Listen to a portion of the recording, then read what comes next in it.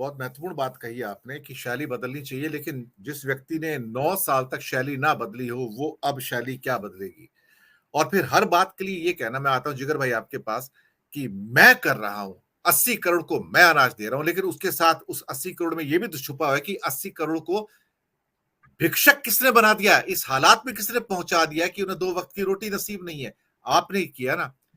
जब कोई भी मीटिंग होती है तो G20 की मीटिंग के लिए पर्दे लगाए जा रहे हैं, उनको सच्चाई को छुपाया जा रहा है ताकि गरीबी छुप सके और भारत का चमकता चेहरा दिखाया जा सके। एक शब्द उन्होंने मुख्यमंत्री होते और कहा था मनमोहन सिंह के लिए कि ये भारत के लोगों का टैक्स है, ये तुम्हारे मामा के घर से पैसा नहीं आया है। ये वर्ड यूज किए गए थे, ये पैसा तुम्हारे मामा के घर से नहीं आया है। इनसे पूछिए जो पैसा आप दे रहे हैं गरीबों को, जो अनाज दे रहे हैं, ये पैसा क्या इनके घर से आया है क्या? कभी कभी अपने ही शब्द हॉन्ट करने के लिए आपके ऊपर आ जाते हैं। एक्चुअली देखा जाए तो अपने ही शब्द आपको हॉन्ट करते हैं, इनके अपने शब्द इनके दुश्मन होते हैं। ये कोई बात है कि एक अकेला सब पर भारी? ये क्या, ये कौन सी भाषा है प्रधानमंत्री की? और ये कहना कि जिसने मां का दूध पिया आ जाए, ये क्या कबड्डी का मैच हो रहा है क्या? क्या हो रहा है ये कौन प्रधानमंत्री है, कौन है आप? जी जिगर भाई, आपकी टिप्पणी। बिल्कुल सर। सर देखिए, एक चीज मैं बहुत मानता हूँ, बरसों से देखता हूँ और हर एक डिबेट में बोलता हूँ, खासकर गुजराती डिबेट में मैंने बहुत कहा है जब इलेक्शन का टाइम था, कि विकास जो है एक निरंतर प्रक्रिया है। अब विकास ऐसी चीज नहीं है कि आज किसी ने आकर ही किया है, बरसों से वो चल रहा है। हर एक सरकार, चाहे जो भी राज्य सरकारें रही हो अलग अलग प्रदेशों में, और जो केंद्र सरकार में जो भी पार्टी का शासन रहा हो, हर एक ने अपने तरफ से जो जो प्रयास किए, उसी का परिणाम है कि भारतवर्ष आज 2023 में यहाँ पर खड़ा है। तो मेरे ख्याल से विकास का नजरिया ये नहीं होना चाहिए कि किसी अकेले व्यक्ति ने या किसी अकेली एक ही पार्टी ने किया है। वो निरंतर प्रोसेस है। हर एक सरकार, हर एक लोग, हर एक ब्यूरोक्रेसी, सारे सारे लोग मिलके, पूरी टीम मिलके करते हैं, और भारत का हर एक नागरिक उसमें अपना जो सहयोग है वो देता है अपने श्रम बल से। तो मेरे ख्याल से इस तरीके से सिर्फ अकेले मैंने किया है, ये जो भाषा है वो उन्हें बिल्कुल सूट भी नहीं करती और ना ही करनी चाहिए, पहली बात। दूसरी बात ये है कि अगर आप देखें तो जो पॉलिटिकल उनके जो भी रणनीतिकार या जो लोग होंगे, मेरे ख्याल से ये जो भाषा उनकी थी वो तब उन्हें ज्यादा सूट करती थी जब वो विपक्ष में थे, या फिर जब वो पीएम पोस्ट के लिए अपना जो एक प्रचार प्रसार कर रहे थे, क्योंकि तब एक आक्रामक शैली होती है जो लोगों को पसंद आती है। जब आप एक बहुत ही बड़ी संवैधानिक पोस्ट पे बैठते, उसके बाद हमारे भारत का जनमानस ऐसा है कि जिनको विनम्रता बहुत पसंद है, और वो हमेशा ये देखना चाहता है कि आप जितनी बड़ी पोस्ट पर हो उतने आप उतने ही विनम्र हो के नहीं हो। तो मेरे ख्याल से ये सारी चीज उन्होंने जो बोली है, जिस तरीके से, जिस लहजे में बोली है, वो लोगों ने भी नोट किया है, और उसका एक एक असर भी मैंने देखा है। आप देखिए, अगर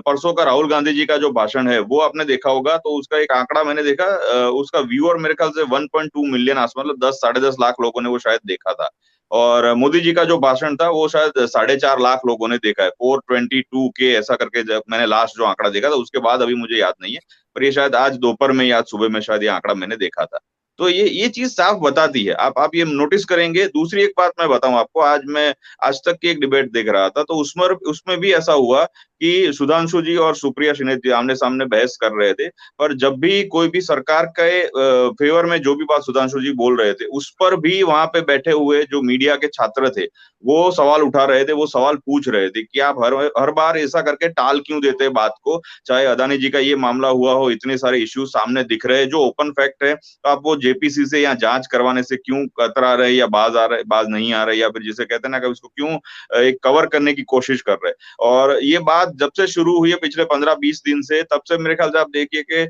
हर एक व्यक्ति जो भी एक, जिसे हम गोदी मीडिया कहते हैं, या जिस तरीके से जो बात चल रही है, वो एक ही तरीके के सुर में बात कर रहे हैं।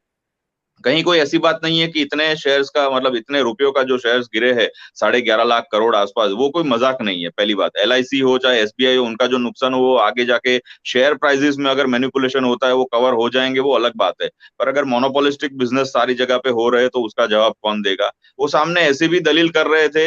बीजेपी के जो प्रवक्ता आए थे दूसरे दूसरी जगह, जो मैंने हमेशा सुना 3-4 दिनों के अंदर अंदर, कि उनका यही कहना था कि तो फिर आपने राजस्थान में, छत्तीसगढ़ में, या फिर इवन केरला में जो दूसरी गैर बीजेपी सरकार है, नॉन कांग्रेस सरकार है, तो वहां पर क्यों दे रहे हैं? तो ये बहुत सारे ऐसे प्रश्न है जो प्रश्न के सामने प्रश्न खड़े करने की बात हो रही है। मतलब ये तेरा भ्रष्टाचार, मेरा भ्रष्टाचार, इस तरीके के ऊपर पॉलिटिकल बात आके खड़ी हो रही है। तो मुझे नहीं लगता कि ये पॉलिटिकल बात के ऊपर प्रधानमंत्री जी को ये सूट करता है। मुझे तो ऐसा समझ में आ रहा है एक राजनीतिक विश्लेषक के तौर पर कि अगर वो सही में ये पूरा मुद्दा का निपटारा चाहते तो उनको जेपीसी बिठाकर ये बात को वहीं पूरे संसदीय बोर्ड में डाल देनी चाहिए थी, ताकि ये मीडिया में और कहीं ये डिस्कशन ना हो, प्लस उनका जो छवि है वो और पॉजिटिव और साफ हो जाए कि देखिए हमने तो ये भी कर दिया। और इसके ऊपर इतने सारे डिस्कशन करने के अलावा या फिर 1 डेढ़ घंटे का जो भाषण उन्होंने किया वो करने की जरूरत नहीं पड़ती, क्योंकि बहुत सारे लोग उसको 2024 के साथ जोड़ रहे हैं। तो मुझे नहीं लगता कि ये 2024 का कोई हुंकार है जो हमको प्रधानमंत्री के पद पर उनको ये देखना या करना चाहिए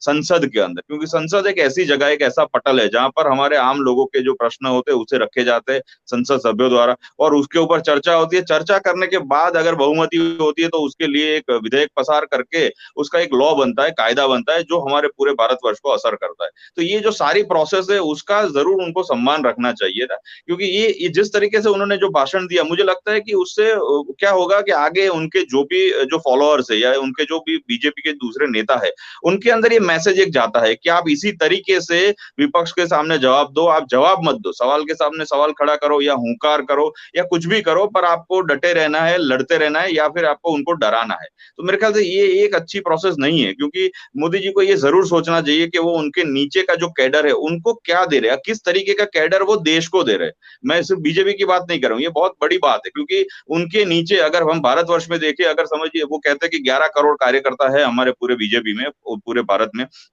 उसमें अगर हम 10,000 नेता भी गिन लेते हैं, अलग अलग प्रदेशों के जो सारे नेता, सारे मंत्रिमंडल वगैरह, या जो बड़ी पोस्ट पे या जो अलग अलग फेडरेशंस में बैठे हैं या अलग अलग कोऑपरेटिव समिति में बैठे हैं, उनके उस लेवल के जो नेता है वो मिलाकर भी 5,000 7,000 या 10,000 लोग होते, तो वहां पर भी वो कैसे लोग तैयार होंगे, ये उनको जरूर बहुत दृष्टिकोण बहुत ही बड़ा रख के सोचना चाहिए, क्योंकि ये फिर वैसे ही लोग तैयार होंगे जो आज वो कर रहे हैं, वो लोग इनका अनुकरण करेंगे प्रधानमंत्री जी की जो भाषा या शैली है। तो मेरे ख्याल से ये उन्हें बहुत बड़े लेवल पे ये बात समझनी चाहिए कि मैं जो बोल रहा हूँ, मैं एक रोल मॉडल हूँ, मैं सबसे लोकप्रिय प्रधानमंत्री हमेशा चुना जाता हूँ अलग अलग सर्वेज में, तो मुझे एक ऐसा प्रस्थापन करना चाहिए इस तरीके का, एक भाषा का और लहजे का जो अनुकरणीय हो, जिसको लोग रोल मॉडल समझ के उसको फॉलो करें, क्योंकि अदरवाइज अगर कल जाके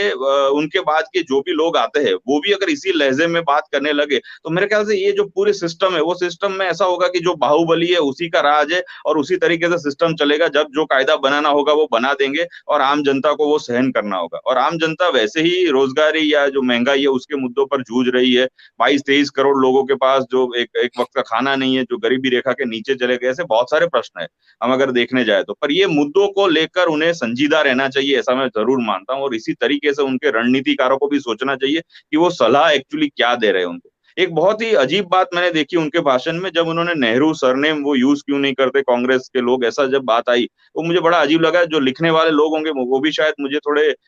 इतने ज्यादा बुद्धिमान नहीं लग रहे, क्योंकि वो उनके नाना थे। अब आप जब अपने सनातन धर्म में या जो अपना जो सिस्टम फॉलो करते हैं हिंदू धर्म में, उसमें आप अपने पिताजी का जो फैमिली होता है उसी की आप सरनेम लगाते, तो मेरे ख्याल से ये सारी चीजें लिखने वालों को भी सोचनी चाहिए, और मोदी जी को तो खास सोचनी है, क्योंकि वो अब इस लेवल पे है। और सबसे बड़ी बात मुझे सारे मुद्दों में ये दिख रही है कि विपक्ष जिस तरीके से इतना ज्यादा हमलावर नहीं हो रहा है, सारे मुद्दों पर जवाब देता है, बातचीत करता है, और मुझे लग रहा है विपक्ष थोड़ा विवेचक के तौर पर बात कर रहा है, वो विपक्ष की तरह बात नहीं कर रहा है। वो शायद मेरे ख्याल से डेमोक्रेसी के लिए भी थोड़ा एक अच्छी बात नहीं है, क्योंकि अगर विपक्ष ही हमलावर नहीं होगा, विपक्ष ही फाइट नहीं देगा, तो मेरे ख्याल से 100% बात ये भी है कि सत्ता पक्ष के पास एक हमेशा एक चाबी रहेगी कि हम जब जो चाहे बोलेंगे, उस तरीके से बात करेंगे, और उसी तरीके से विपक्ष को सुनना पड़ेगा, क्योंकि उन्होंने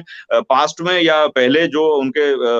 भ्रष्टाचार या जो भी कोई मामले है उसकी चाबी हमेशा सत्ता पक्ष के पास है। मेरे ख्याल से विपक्ष को वो डरे बिना उस चीज को निकाल कर आगे जाके बोलना चाहिए, तभी जाके लोगों की आवाज ये बन पाएंगे। अदरवाइज मेरे ख्याल से ये सिर्फ पॉलिटिकल भाषणबाजी और एक जिसे कहते हैं अपना एक जो स्वरूप है उसको बहुत बड़ा महामानव के तौर पर जो प्रदर्शित किया जाता है वो होगा। पर सबसे बड़ी बात जो पूरा निष्कर्ष में देखता हूँ वो मोदी जी को खुद सोचना चाहिए कि मैं इस लेवल पे हूँ, वहां मुझे और विनम्र रहना चाहिए, और विनम्र होकर मुझे अपनी टीम ऐसी तैयार करनी चाहिए जो आगे जाके जिगर सही में भाई, लोगों की सेवा विनम्रता करे। तो उनकी नेचर में बिल्कुल। नहीं है, विनम्रता उनकी